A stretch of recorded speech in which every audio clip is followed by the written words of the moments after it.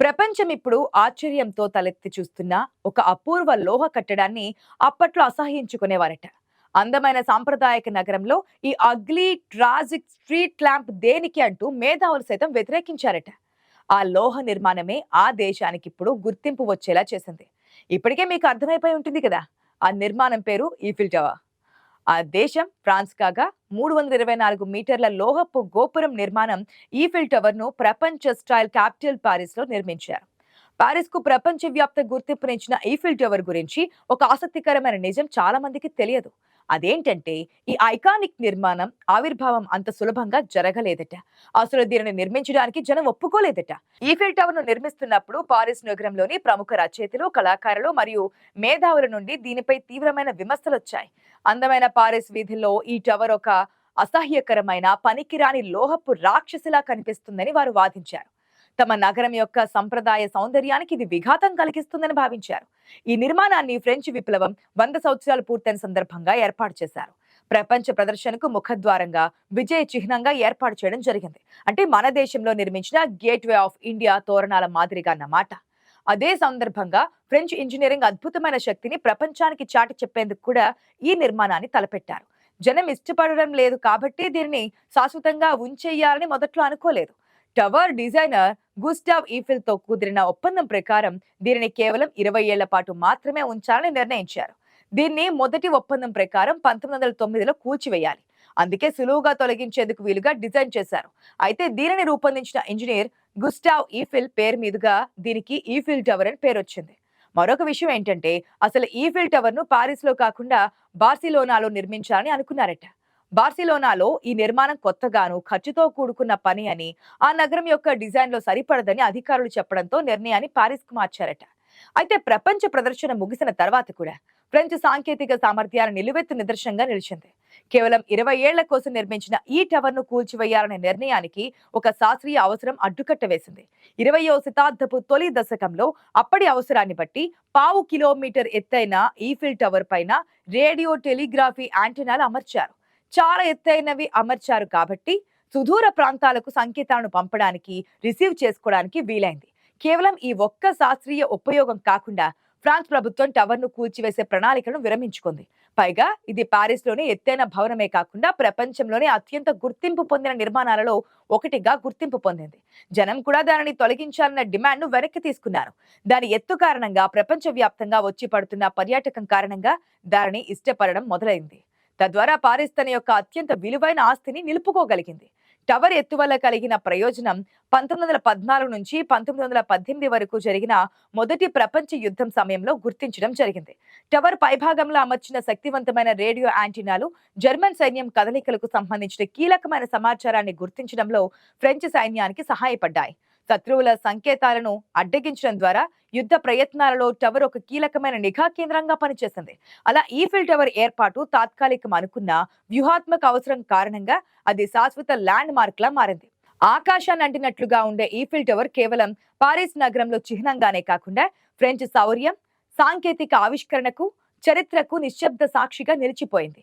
ప్రపంచ పర్యాటకులకు అద్భుతమైన జీవితకాలపు అనుభవాలను మిగిల్స్తోంది. పారిస్ నగరంలో ప్రవహించే సీన్ నది పక్కన ఉన్న చాంప్ డి మార్స్ పై నిర్మించబడిన ఒక ఎత్తైన ఇనుప గోపురం ఇప్పుడు ఫ్రాన్స్ కు గర్వకారణమైన కట్టడంగా మారి ప్రపంచంలో అత్యంత గుర్తింపు పొందిన నిర్మాణంగా పేరు మోసింది. ఈ టవర్ అగ్రభాగాన కొత్తగా 2022లో డిజిటల్ రేడియో యాంటీనాను ఏర్పాటు చేశారు. దీంతో ఆ టవర్ ఎత్తు మరో 6 మీటర్లు పెరిగి పూర్తి ఎత్తు 330 మీటర్లకు చేరింది. 1889లో దీనిని స్థాపించినప్పటి నుంచి 20 కోట్ల మందికి పైగా పర్యాటకులు పారిస్ సందర్శించారు. ప్రపంచంలోకెల్లా ఎక్కువ మంది డబ్బులిచ్చి సందర్శించిన పర్యాటక స్థలంగా ఈఫిల్ టవర్ ప్రఖ్యాతిగాంచింది. ఈ నిర్మాణాన్ని చూసేందుకు వచ్చే పర్యాటకుల కారణంగా దేశంలోని మిగిలిన టూరిస్ట్ ప్లేసెస్ కు డిమాండ్ పెరిగింది. తద్వారా దేశంలో టూరిజం వల్ల వచ్చే వ్యాపార వాణిజ్యాల వల్ల ఫ్రాన్స్ దేశానికి ఆదాయం సమకూరింది. ఈఫిల్ టవర్ మొత్తం బరువు 10,000 టన్నులు కాగా టవర్ నిర్మాణంలో ఉపయోగించిన లోహపు బరువు 7,300 టన్నులుగా ఉంటుంది. ఈ టవర్ నిర్మాణానికి 70 లక్షల కిలోల ఇనుమును ఉపయోగించారు. 300 మంది కార్మికులు అహోరాత్రులు కష్టపడి ఈ అందమైన నిర్మాణాన్ని 2 సంవత్సరాల 2 నెలల 5 రోజుల్లో పూర్తి చేశారు. నిర్మాణంలో వాడిన లోహపు వాతావరణం కారణంగా తుప్పు పట్టకుండా ఉండేందుకు 7 సంవత్సరాలకు ఒకసారి 50 నుంచి 60 టన్నుల పెయింట్ పూస్తారు. భూమి మీద నుంచి చూసే వీక్షకుడికి ఇది సమదృష్టి కోసం 3 రకాలైన రంగులను ఉపయోగిస్తూ ఉంటారు. బాగా ముదురుగా ఉన్న రంగు క్రింది భాగంలోను, లేత రంగు టవర్ పై భాగంలోనూ వేస్తారు. 50 మంది నిపుణులు మొత్తం టవర్ కు పెయింట్ వేయడానికి సుమారు 18 నెలల నుంచి 3 సంవత్సరాల కాలం పడుతుందిట. ఇలా ఇప్పటి వరకు ఈఫిల్ టవర్ కు 19 సార్లు పెయింట్ చేశారు. ఈఫిల్ టవర్ ను నిర్మించేటప్పుడు చాలా మంది దాని ఆకారాన్ని చూసి దిగ్భ్రాంతికి గురయ్యారు. ఈఫిల్ ఇంజనీరింగ్ తో సంబంధం లేకుండా చూసే వీక్షకుడిని మెప్పు కోసం దీనిని రూపొందించడానికి కొంతమంది విమర్శలు చేశారు. కానీ వంతెనల నిర్మాణంలో నిష్ణాతులైన ఈఫిల్ అతని బృందానికి మాత్రం తాము ప్రపంచంలోనే అత్యంత ఎత్తైన నిర్మాణాన్ని రూపొందిస్తున్నామని స్పష్టంగా తెలుసు. అందుకే బలమైన గాలులకు, భూకంపాలకు తట్టుకునేలా రూపొందించారు. ఈ నిర్మాణంపై ఈఫిల్ సహా 72 మంది ఫ్రెంచ్ శాస్త్రవేత్తలు, ఇంజనీర్లు, ఇతర ప్రముఖుల పేర్లు రాయించడం జరిగింది. అయితే 20వ శతాబ్దపు మొదట్లో విమర్శలు రావడంతో ఆ పేర్లను తుడిచివేశారు. కానీ టవర్ కు సంబంధించిన వ్యాపార వ్యవహారాలు చూసుకునే సంస్థ చొరవతో 1987లో మళ్లీ ఆ పేర్లను తిరగరాశారు. అయితే వివిధ కారణాల వల్ల దీన్ని 136 సంవత్సరాల చరిత్రలో అనేక సందర్భాల్లో మూతపడింది. సమ్మెలు, కార్మికుల నిరసనలు, భద్రతా ఆందోళనలు, 2024లో జరిగిన వేసవి ఒలింపిక్స్ ముగింపు వేడుకకు కొన్ని గంటల ముందు టవర్ ఎక్కుతూ దుండగుడు కనిపించడంతో ఈఫిల్ టవర్ ను మూసివేసి జనాన్ని ఖాళీ చేయించారు. ఈ క్రీడల కోసం టవర్ పై 30 టన్నుల కలర్ఫుల్ ఒలింపిక్ రింగులను కూడా ఏర్పాటు చేశారు. వీటిని తొలగించేందుకు సెప్టెంబర్లో ఒకసారి మూసివేశారు. కోవిడ్ మహమ్మారి కారణంగా 2020లో వైరస్ వ్యాప్తిని అరికట్టేందుకు దేశవ్యాప్తంగా విధించిన లాక్డౌన్ కారణంగా చాలా రోజుల పాటు ఈఫిల్ టవర్ సందర్శనను రద్దు చేశారు. అప్పుడు పారిస్ నగరం బోసిబోయి కనిపించిందని చెబుతారు. అలాగే పారిస్ నగరంలో విచ్చలవిడిగా సాగినటువంటి ఉగ్ర దాడులు, కత్తిపోట్లు సందర్భంగా టవర్ ను మూసివేశారు. గత సంవత్సరం డిసెంబర్ 24న ఈఫిల్ టవర్ లో అగ్ని ప్రమాదం చోటు చేసుకుంది. ఆ ఎత్తైన టవర్ 2వ అంతస్తులో పెద్ద ఎత్తున మంటలు చెలరేగాయి. దీంతో టూరిస్టులు భయంతో పరుగులు తీశారు. సమాచారం అందుకున్న ఎమర్జెన్సీ సిబ్బంది హుటాహుటిన అక్కడికి చేరుకుని సుమారు 1200 మందిని ఆ ప్రదేశం నుంచి ఖాళీ చేయించి మంటలను అదుపు చేశారు. తాజాగా ఫ్రాన్స్ అంతటా వేలాది మంది కార్మికుల ఆందోళన, ప్రస్తుతం దేశంలో నెలకొన్న ఉద్రిక్త పరిస్థితుల నేపథ్యంలో ఈ ఐకానిక్ ఐఫిల్ టవర్ మూతపడింది. అక్టోబర్ 2న దీన్ని మూసివేశారు. అపురూపమైన, అద్భుతమైన పర్యాటక ప్రదేశాల్లో ఒకటైన ఈఫిల్ టవర్ ను జీవితంలో ఒక్కసారైనా చూడాలని అనుకుంటారు. అందుకే ప్రపంచం నలుమూలల నుంచి నిత్యం సగటున 15 నుంచి 25 వేల వరకు టూరిస్టులు సందర్శిస్తూ ఉంటారు.